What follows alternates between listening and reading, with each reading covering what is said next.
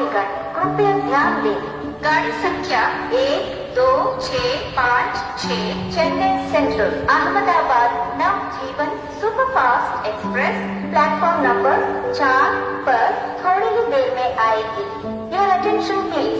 Train number 12656 Chennai central Ahmedabad Navjivan superfast express will arrive shortly on platform number 4.